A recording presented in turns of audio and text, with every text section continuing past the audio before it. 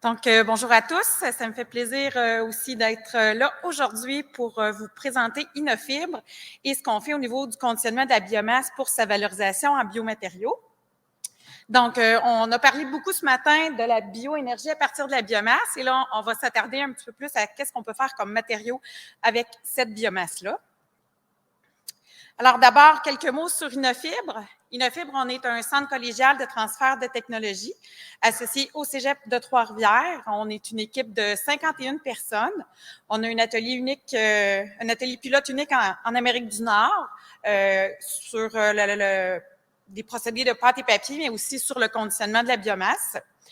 À chaque année, on forme également environ une trentaine de personnes hautement qualifiées. Et on a la chance de disposer d'infrastructures de recherche pour une valeur d'environ 40 millions de dollars. On est affilié au réseau Synchronex, qui est le réseau des CCTT au Québec, compte 59 CCTT en tout. Et on est aussi affilié à Tech Access Canada, qui est le réseau des centres de recherche de collèges à travers le Canada. Donc, comme j'ai mentionné, affilié au Cégep de Trois-Rivières, qui a aussi deux autres CCTT, le Centre de métallurgie du Québec et le C2T3 qui est en télécommunication. Donc, les services qu'on offre chez Innofibre, c'est des services pour réaliser des essais laboratoires et pilotes pour réduire le risque technologique associé à l'innovation. On travaille aussi à la diffusion des connaissances et à la formation de main-d'œuvre qualifiée. Les expertises que nous avons chez Innofibre, on a deux axes principaux, pâte et papier, produits cellulosiques, dans lesquels on a, dans cette action, on a des activités qui tournent autour, par exemple, éco-produits de pâte cellulosique thermoformée. On travaille à la fonctionnalisation de la fibre, aussi sur les procédés sur la machine à papier, mise en pâte et traitement, et aussi le traitement de surface cellulosique. Notre deuxième axe de recherche chez Innofibre, c'est les produits biosourcés et le bioraffinage. Donc, ça comprend le conditionnement de la biomasse, la conversion thermochimique, la production de microalgues, pré-traitement et bioraffinage et le développement de produits biosourcés. Donc, essentiellement, qu'est-ce qu'on fait chez Innofibre? On travaille à la valorisation de la biomasse. Et ça, on peut imaginer ça de cette façon. C'est un schéma qui résume bien les activités qu'on fait chez Innofibre. Donc, on travaille avec différents types de biomasse, que ce soit de la biomasse forestière, agricole, algale, recyclée, résiduelle. Et on a deux voies principales de valorisation. La première qu'on peut voir en haut, c'est pour la biomasse dont la fibre elle a les caractéristiques là, adaptées pour ça. On peut la mettre en pâte puis s'en aller vers des procédés comme le thermoformage de pâte qui va nous permettre de développer des emballages cellulosiques compostables, biodégradables, ou encore on peut s'en aller du côté de la machine à papier pour développer toutes sortes de produits papetis innovants. Donc ça, c'est une voie. On a aussi une voie qui passe par le conditionnement de la biomasse. Donc, on utilise la biomasse brute, qui, une fois conditionnée, peut aussi être envoyée vers la voie des pâtes, ou sinon, on peut utiliser de façon brute dans différents procédés pour en obtenir des produits biosourcés. Comme par exemple, on peut utiliser la fibre de bois directement, faire un thermoformage de fibre pour développer des produits de bois thermoformés. Encore, on peut s'en aller du côté de procédés de granulation pour, oui, avoir des produits pour la bioénergie, mais ça peut être toutes sortes d'autres choses comme des fertilisants, des absorbants. C'est très diversifié. Autre voie, c'est on peut aller vers l'extraction de molécules à valeur ajoutée pour nous aller du côté là, du développement de produits chimiques biosourcés. Et finalement, on a la voie de la conversion thermochimique pour obtenir des produits, oui, pour la bioénergie, mais également comme par exemple du biocharbon qui peut être utilisé dans une foule de produits différents. Donc, quand on parle de conditionnement de la biomasse, de quoi on parle exactement? En fait, c'est une étape primordiale pour l'utilisation de la biomasse, sa valorisation dans des produits, des matériaux biosourcés. Donc, on peut voir sur cette image-là un exemple de biomasse, des résidus de construction, démolition, qui contiennent toutes sortes de choses. Si on fait un zoom sur cette matière-là, bien, on peut voir que, oui, il y a du bois, mais il y a aussi des panneaux de particules, il va y avoir des résidus de plastique, de toutes sortes de choses. Donc, ça va être essentiel là, de travailler là-dessus pour avoir une biomasse de qualité. Un autre exemple, sur cette image-là, on voit des résidus d'écorce. Encore là, si on zoome, on voit que ces écorces-là, bien, ça contient des éclisses de bois, de la terre, des résidus de végétaux. Donc, c'est vraiment nécessaire de travailler au conditionnement de ces matières-là pour soit séparer les matières, retirer les contaminants, réduire les taux d'humidité, uniformiser, réduire les particules.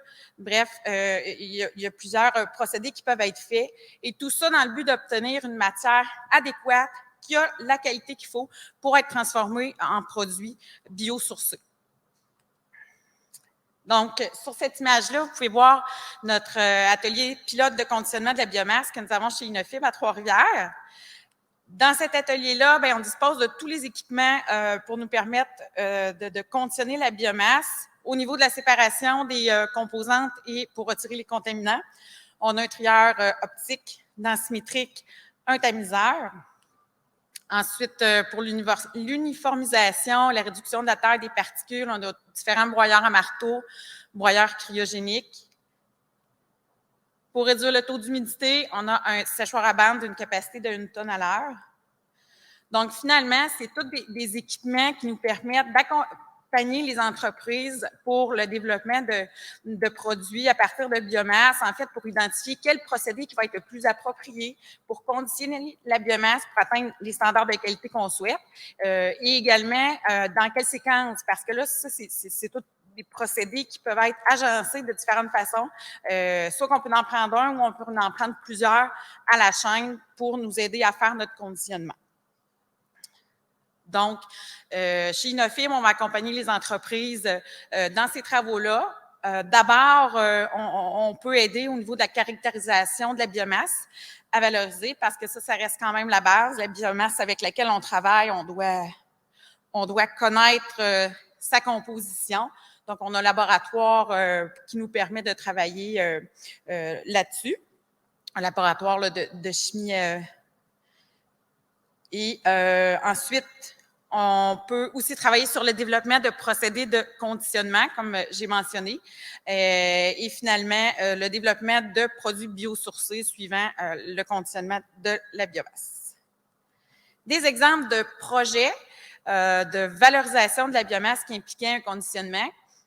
Donc, ce projet-là que je vous présente, c'est un projet qui a été réalisé en collaboration avec le CEREX, qui est ici aujourd'hui, l'UQTR aussi, et des partenaires industriels, BRQ et la Coop fédérée.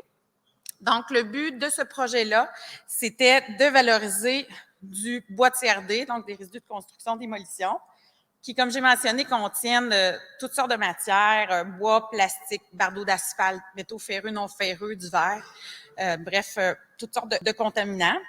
Donc, on a travaillé sur un procédé de conditionnement, à développer un procédé de conditionnement pour arriver à purifier cette matière-là. Donc, on a travaillé sur tamisage, triage, broyage, séchage, donc tout l'agencement de la séquence qui nous permettait d'arriver avec une matière assez de qualité pour fabriquer des palettes de transport thermoformées. On a aussi travaillé là, sur le développement du procédé de fabrication de ces palettes-là. Et on a travaillé au niveau de la taille des particules, des adhésifs biosourcés, ratio adhésif bois, densité. Donc, bref, tous ces travaux nous ont permis de développer les prototypes que vous voyez sur les images, qui sont des palettes pour le transport. Autre exemple, c'est pas lié directement à de la biomasse brute, mais je trouvais ça intéressant de vous en parler parce que, bon, comme je mentionnais, on travaille aussi avec toutes sortes de biomasse résiduelles. Dans cet exemple-là, ben c'est des résidus de carton multicouche récupérés. Donc, c'était pour trouver des alternatives, des voies de valorisation de ces matières-là. Et pour les valoriser, ben il faut travailler au conditionnement.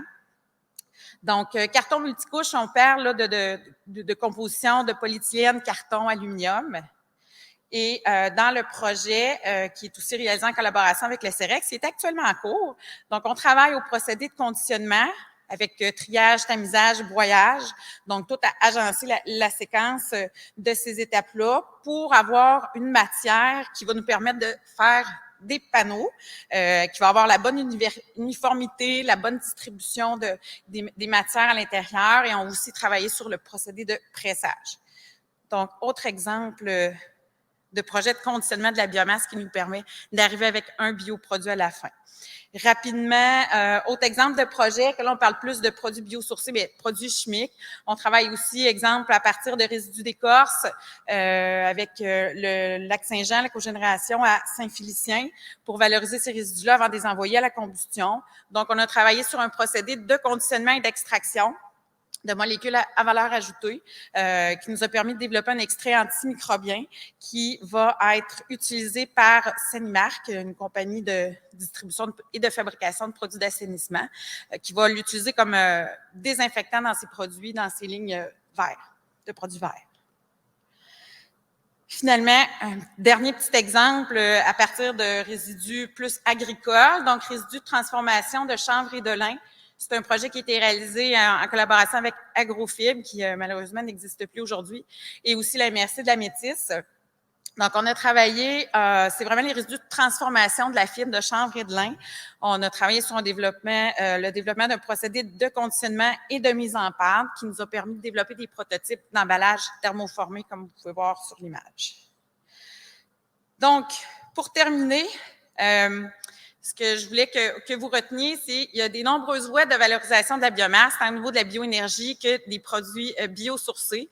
Mais comme ça a été dit à plusieurs reprises déjà ce matin, il y a vraiment des enjeux importants à considérer, comme les rendements au niveau des procédés, les coûts, la valeur du produit qu'on va obtenir à partir de cette biomasse-là, la disponibilité de la biomasse, et aussi, point très important, c'est la chaîne d'approvisionnement. Donc, il reste beaucoup de travail à faire pour organiser les chaînes d'approvisionnement.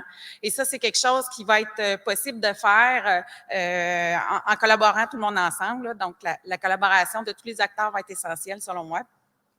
Et exemple de collaboration ici, la synergie collège-université, on passe souvent le message, mais ça peut être une bonne façon au niveau de la recherche là, de travailler à faire accélérer le développement technologique en travaillant avec une université et un collège qui vont permettre de faire le transfert des technologies.